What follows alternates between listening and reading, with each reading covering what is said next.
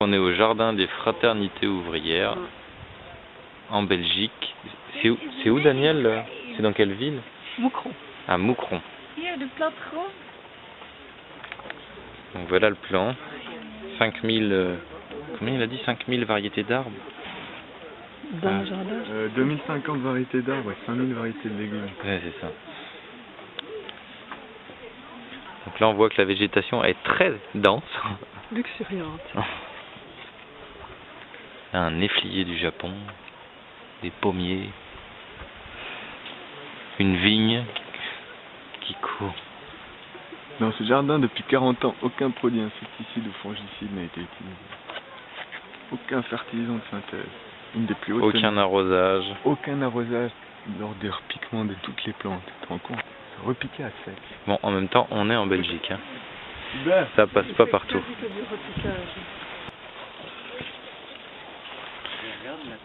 Poirier, cassis, vigne, nachi. Mélange, croisement entre la pomme et la poire, pommier et casseille.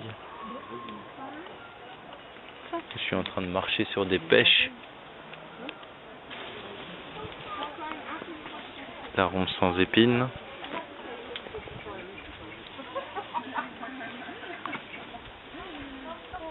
Des ronciers qui se mélangent avec un prunier et un pommier.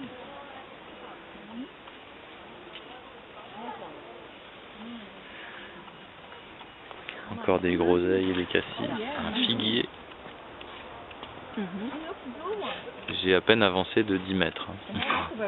Encore des mûriers.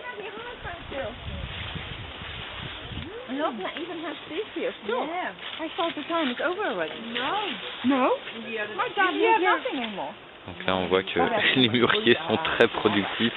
On a du mal à passer à travers.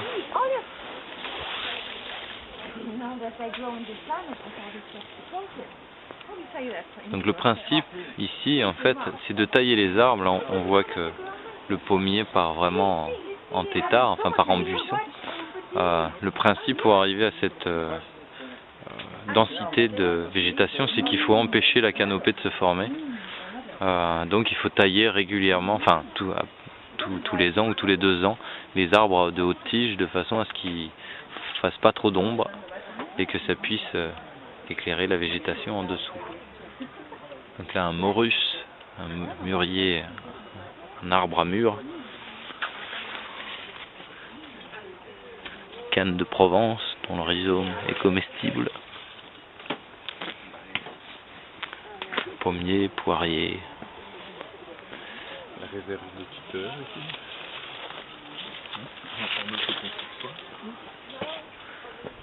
Donc ça c'est des mûres qu'on n'a pas nous dans le sud de la France. Regardez la taille qu'elles ont. Ça, je sais pas quelle variété c'est. Je vais lui demander. Effectivement c'est une vraie jungle. Un néflier d'Allemagne.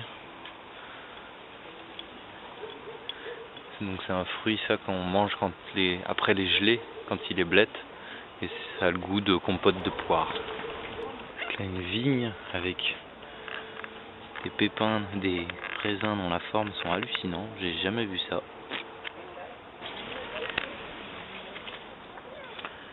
Des groseilliers, des groseilles dans un pommier. C'est assez peu commun. Alors là c'est vraiment une jungle. Hein. Donc des groseilles plein les arbres.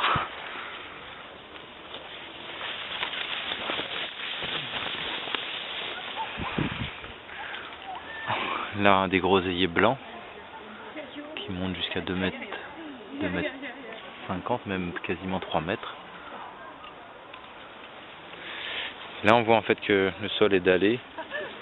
En fait on pourrait transformer un vieux parking en une quinzaine, une vingtaine d'années, on arriverait au niveau de densité de ce jardin de fraternité ouvrière. Donc là on voit qu'en fait la difficulté, comme il disait tout à l'heure lors de sa conférence, ce serait d'arriver à tout manger. Donc c'est visiblement un gros problème pour eux. Ils ont beaucoup trop de fruits, beaucoup trop de légumes pour arriver à manger tout ce qu'ils produisent. Donc quand on voit ça, on peut prendre conscience que la race humaine n'est pas du tout en danger si elle choisit de produire son alimentation et de plus compter sur le système capitaliste.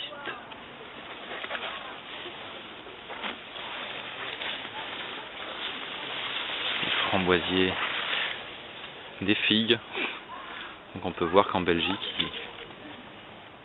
les figues ont une bonne taille. Elles ont en plus un goût délicieux.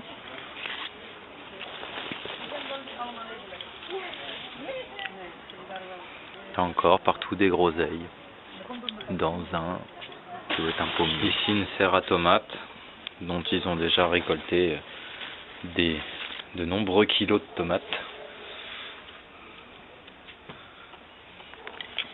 Cette plante je ne la connais pas, mais visiblement c'est une aromatique, elle a un parfum très fort, un peu comme l'absinthe. De ce que me disaient les passants, ça vient de Chine. Donc la vigne est bien mélangée aux plants de tomates de toutes sortes. Ici un palmier. Ici un abricotier qui croule sous les abricots mais qui sont visiblement pas en très bon état. Ouais, les abricotiers en Belgique c'est quand même pas le sud de la France, hein. Mais ils ont des abricotiers en Belgique.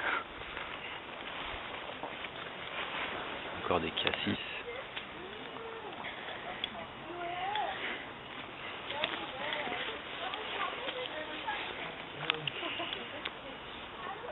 Donc là visiblement c'est une collection de cassis.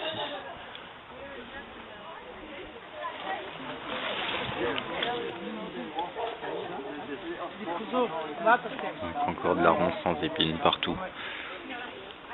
Et ici, les semis.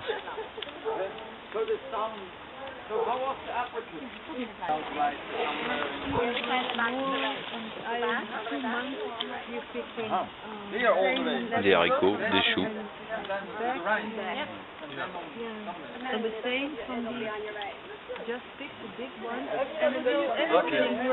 Il y en a partout.